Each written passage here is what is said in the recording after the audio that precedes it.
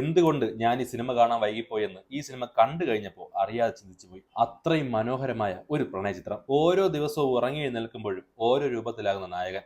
അങ്ങനെയുള്ള ഒരാളെ ജീവിത സഖിയാക്കാൻ സാധിക്കുമോ? ബ്യൂട്ടി ആൻഡ് ദ ബീസ്റ്റ് എന്ന കഥ നിങ്ങൾ വായിച്ചിട്ടില്ലേ? അതുപോലെ ഒരാളുടെ പുറം സൗന്ദര്യം നോക്കാതെ അയാളുടെ ഉള്ളിലെ സൗന്ദര്യത്തെ സ്നേഹിച്ച ഒരു പെണ്ണിന്റെ കഥ. ഇതിൽ നായിക ഒരാളാണെങ്കിലും നായകൻ ഒരുപാട് പേരാണ്. അതെന്തുകൊണ്ടാണ് നായകൻ ഒരുപാട് പേരെന്ന് ഞാൻ പറഞ്ഞതെന്ന് ഈ സിനിമ കാണുമ്പോൾ നിങ്ങൾക്ക് മനസ്സിലാവും. 2015 പുറത്തിറങ്ങിയ ദ ബ്യൂട്ടി ഇൻസൈഡ് എന്ന കൊറിയൻ സിനിമയെ കുറിച്ചാണ് ഞാൻ ഈ പറയുന്നത്. ഇനി കഥയിലേക്ക് വരികയാണെങ്കിൽ നമ്മുടെ നായകന്റെ ജോലി ആശാരിപ്പണിയാണ്. ആശാരിപ്പണി എന്ന് പറഞ്ഞാൽ വെറും സാധാ ആശാരിപ്പണിയല്ല, നല്ല ഹൈ ക്വാളിറ്റി ആശാരിപ്പണി. പുള്ളിക്ക് ഒരു അസുഖമുണ്ട്.